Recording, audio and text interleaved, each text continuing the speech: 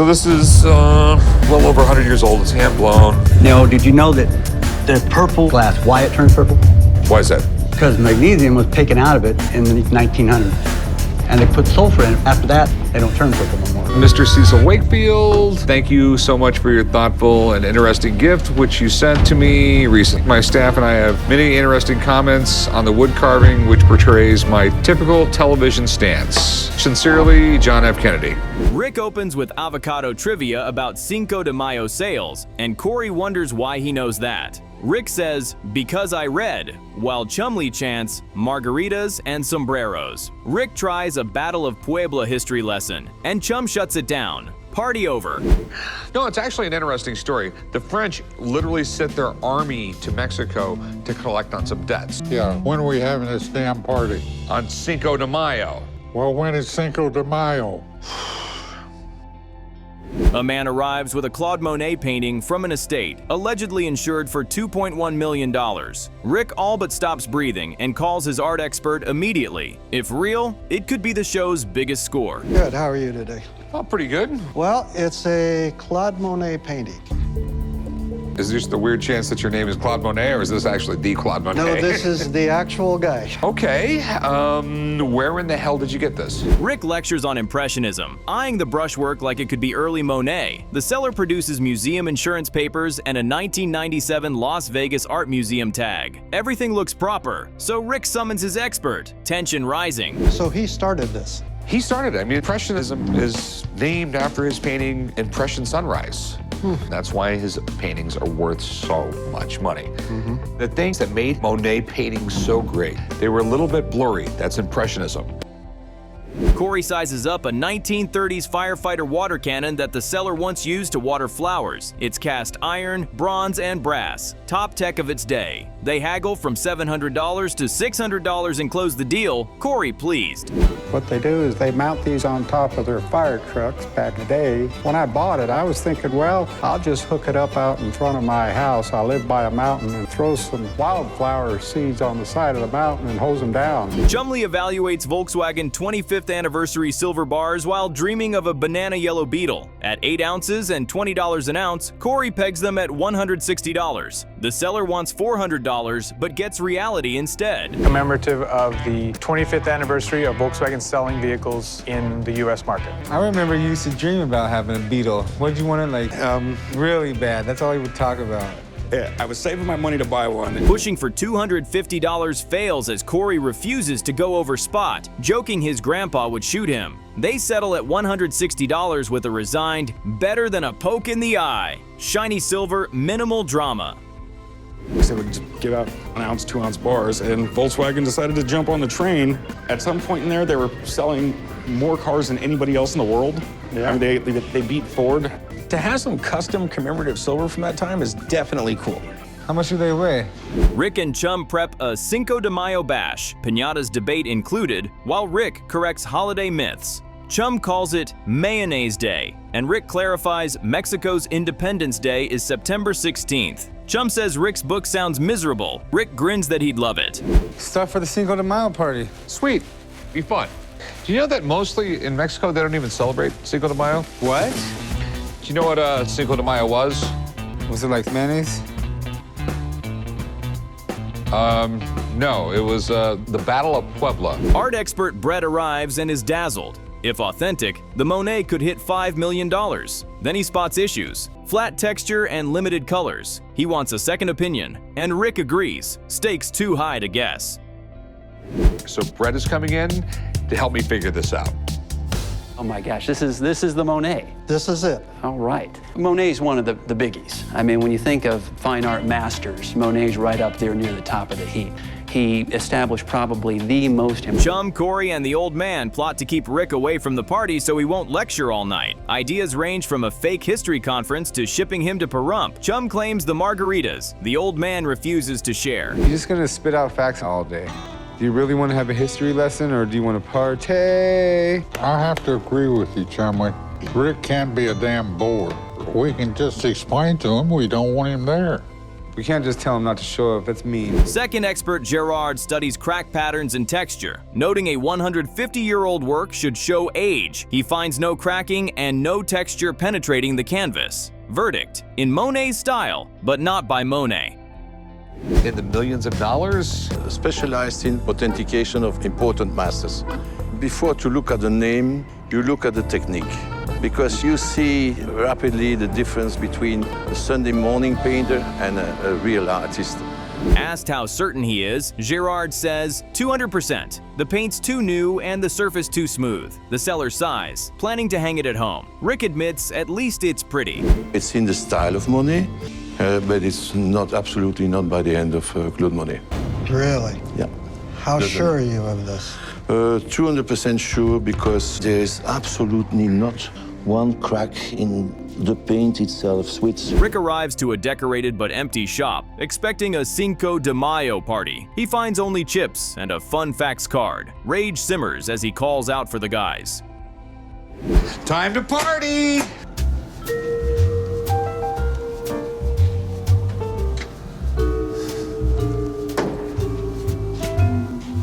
A guy struts in with a 1901 Thomas Edison phonograph and brags about its beeswax cylinders. They give it a spin, and it wheezes like a haunted ice cream truck. Corey visibly winces while Rick perks up at the Edison name. Hard to believe anyone thought this sounded good, but here we are.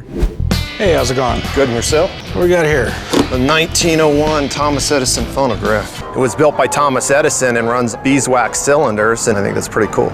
So does it work? Yeah, it works. It works awesome. I was traveling to a rodeo in Tucson, Arizona, and The seller claims he snagged it from a desperate rodeo guy. Honestly, a rodeo in Tucson sounds like the most believable place to buy a phonograph. Corey admits he's out of his depth and hollers for the old man. If anyone speaks fluent wax cylinder, it's him.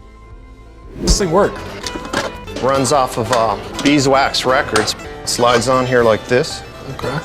And then you lock it into place like this. So you lock it into place like this. And then you take the handle and you put it on the side here. Lock it into place. Enter the old man, who explains this was basically the first home entertainment unit. The seller shoots for $1,400, and the old man fires back with a cold $500. That smile disappearing from the seller's face is sitcom-level timing, brutal and beautiful. Because there was no television, there was no radio, there was no nothing. This was the first piece of entertainment. He was also a business. Corey, have you heard it play? Yeah, some stupid song about it. What do you want to do, guy? You want to sell it, pawn it? The seller says he's got extra horns and records, which keeps it alive. They trade numbers, $750, $675, until it lands at $700. The old man chisels like a pro, barely blinking. Rick jokes that Corey better be taking notes. $750. $550. There's two other big horns that go with it. With the extra stuff, I'd go to $700. You want to go seven and a quarter? Meanwhile, Rick breaks his own rule and checks out a 22-foot aluminum speedboat project. The guy wants $15,000 for what looks like a floating hazard. No seats, loose wires, and no steering wheel. It screams tow yard, not lake weekend. Rick's "oh my god" says it all. Oh my god. But this thing's a piece of So what have you done to it, man? I mean, this thing looks like it's... The seller swears it'll run 80 miles per hour with twin Kawasaki engines. Rick isn't buying the hype and drops a dinosaur poop analogy. Rare doesn't equal valuable. He slaps down a $5,000 offer to test the waters. The seller pushes back and tempers nudge upward. The hull, so I worked on getting some of the major systems in. The biggest thing was the motors. These are twin 1100 Kawasaki's. When this thing is done, how fast will it go? Rick nudges up to $7,500, and the seller caves. Deal done, but Rick's poker face slips to mild panic. He's already dialing his boat guy, Bill, hoping the engines aren't anchors. Buyer's remorse is already warming up in the bullpen. I mean, I have a boat without a steering wheel. I have a battery just sitting there with like wires. All right, deal. All right, let's go, man. Let's do some paperwork. This scares me a little bit. Big Daddy Bill works magic, and the boat comes back shining. Engines check out, paint pops, and it rips 72 miles per hour on the water. Rick's $7,500 plus $4,800 in repairs suddenly looks sharp. With resale up to $30,000, the gamble hits pay dirt. Hey, Bill. Hi, So guys. is it done? Yeah, she's done. She's done. I'm Bill. We're a restoration and repair shop. If you got a boat in Nevada, you want it to go fast, it ends up here.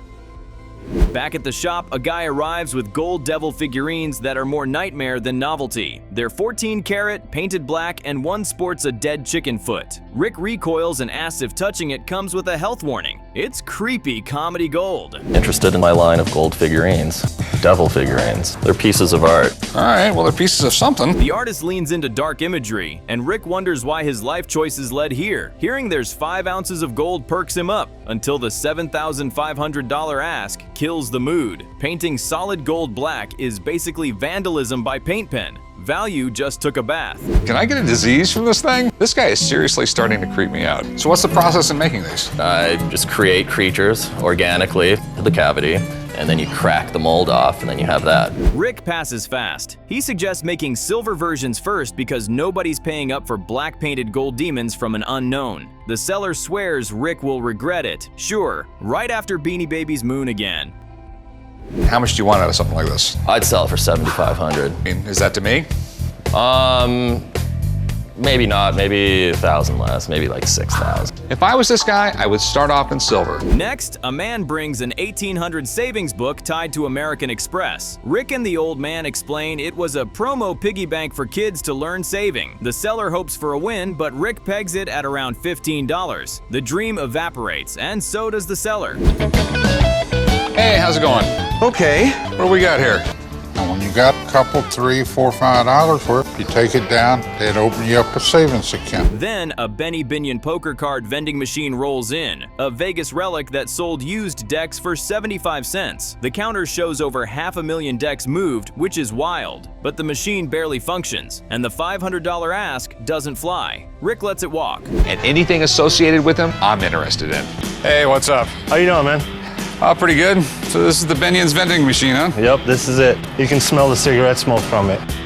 So what can you tell me about it? Where'd you get it? We actually got it from Binion's Casino downtown. A seller arrives with an original Iwo Jima memorial drawing signed by Felix de Weldon. He shares a New York gallery connection and asks $18,000. Rick knows art isn't his lane and calls an expert. Smart move with money on the line. It's an iconic piece of history. It's an original drawing by the sculptor of the Iwo Jima Memorial. It's a great piece of history. It really is. Who did it? Felix de Weldon. Who's that? He's the one who did the giant statue of the guys raising the flag. Rick contacts Bret, who inspects the graphite, signature, and paper under magnification. Bret leans authentic, estimating around $20,000. But lack of ironclad provenance is a concern. Rick offers $15,000 if documentation follows. Deal pending. I'd like to take a real quick second and look at it under a loupe. Sure. Real quick. It's definitely a graphite. You can clearly see the signature. I mean, that's hand done. And based on what I know of Felix de Weldon's works, The sketch returns with full paperwork, notarized letters from de Weldon's widow, photos, certificates, provenance box checked. Rick's satisfied. He pays $15,000, and the seller earmarks it for grandkids' education. Clean, confident buy. Felix de Weldon. One of his sketches of, if I remember right, I offered you $15,000 if you had... I've got 2 letters from Felix de Weldon's widow. Meanwhile, an ancient Roman bronze duck lamp waddles in. Chumlee is fascinated but terrified to break it. The seller demonstrates olive oil lighting and asks $40,000. Chum nearly dislocates an eyebrow. Ancient bronze duck lamp. I'm almost afraid to touch it, really, man. The word ancient just scares me. I don't want to be the one who breaks it. Yeah, right? Artifact expert Phineas examines it, praising details like cherubs and swan motifs tied to Roman marriage symbolism. The seller beams, until reality hits. Phineas sets value at $1,000 to $1,500, miles from $40,000. Bubble popped. Lamp in the shape of a duck. He says it's Roman and worth 40 grand. Hey, Chum. Hey, Phineas. Good. Really good to see you, brother. Wow, that's a Roman lamp. Wow, that is something else. Look at that. Chum, newly confident, offers $400. The seller is insulted and refuses. He storms out convinced someone will see the real value. The shop has seen that movie before. He wants $40,000. $1,000 to $1,500.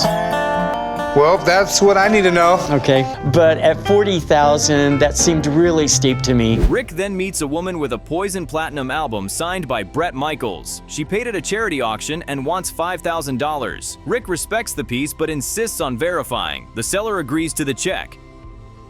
I have a platinum album from Poison.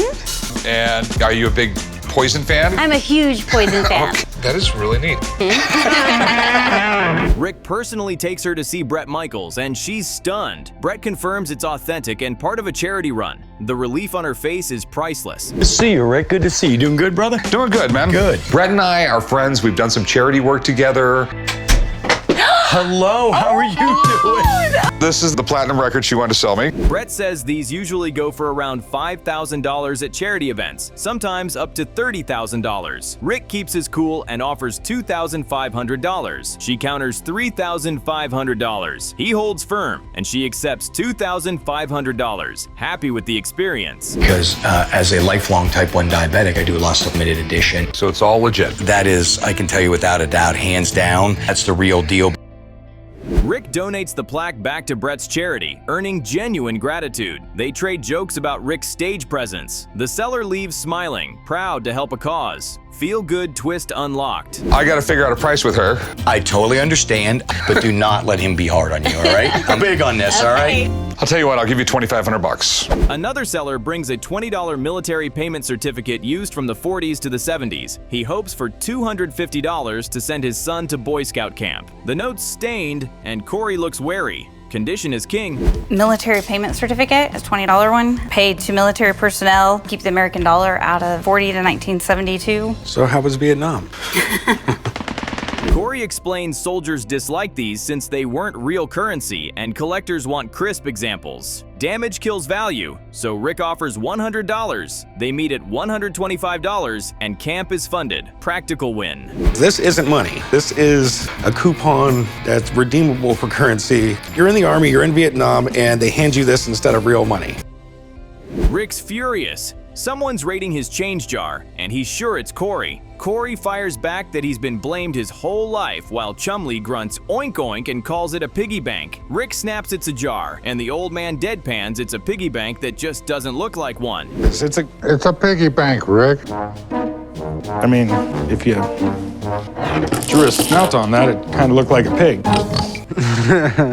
You guys will not. You've been eyeing that Malibu Barbie for The customer brings an 1861 Half Eagle from his grandfather, and Rick lights up at the Civil War gold. The mention of a Charlotte C mint mark makes Rick's eyes pop, and Corey barks, "Stop touching it. If real." Rick says we're talking 5 figures. Coin that my grandfather gave to me before he passed away. Okay. Yeah, it's an 1861 Half Eagle. It's definitely cool, man.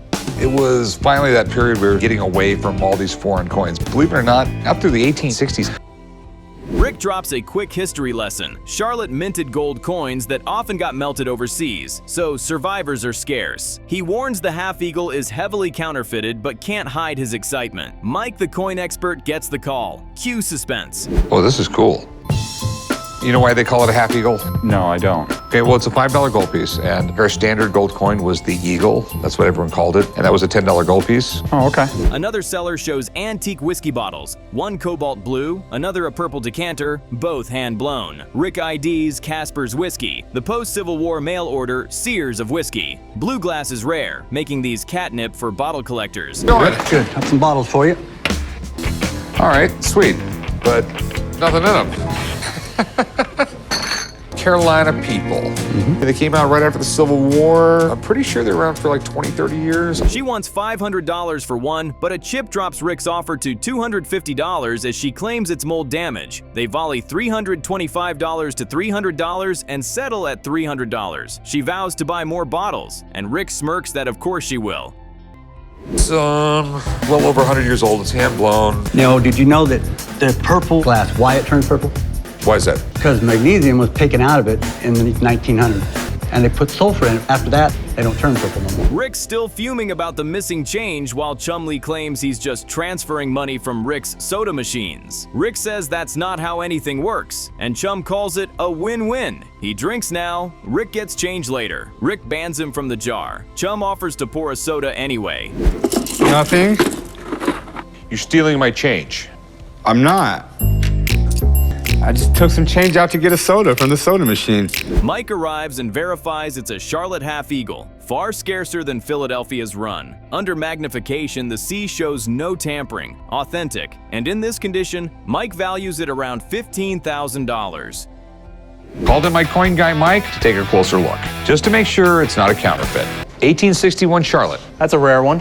$500-600 with a C. Negotiations start at $12,000 from the seller and $7,500 from Rick. Grading risk keeps Rick cautious, and after counters, he lands at $8,000. The seller accepts, dreaming of a home remodel while Rick scores a powerhouse coin. Okay. Awesome news. So what's it worth? In this condition, I would say on a good day, you could get about $15,000 for this coin. 15? Chumlee meets a guy with a size 16 Dr. J signed, game-used sneaker from the 70s with a photo for context. The signature reads Julius Irving, not Dr. J, which keeps Chum cautious. He calls in Steve Grad to authenticate. Excuse me, can I get some help? What's up, dude? I have here a one-of-a-kind item. It's a Dr. Julius Irving signed, game-used sneaker from the 1970s.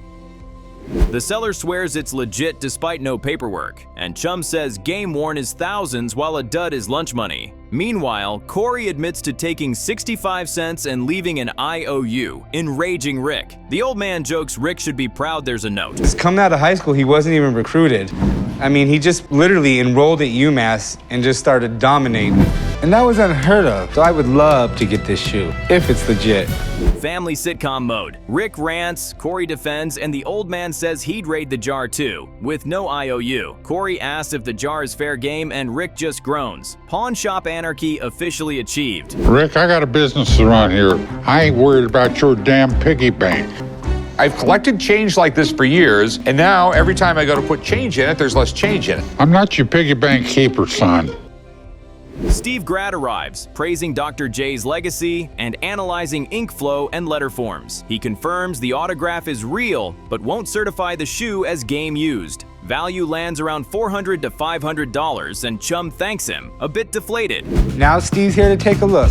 What you know about Dr. J? I know a lot about Dr. J. I mean, really one of the greatest nicknames of all time. I mean, he revolutionized the game of basketball. Just absolutely ferocious dunker. Chum offers $400. The seller won't go below $800. Chum bumps to $500, but they can't meet in the middle. The seller keeps it for his grandson, and Chum calls that a win for the family. At the game used item. But you know, you look at the bottom, there's really not a lot of use on this. Could these be game used? It's possible. Could I go on a limb and say that? The signature, everything else,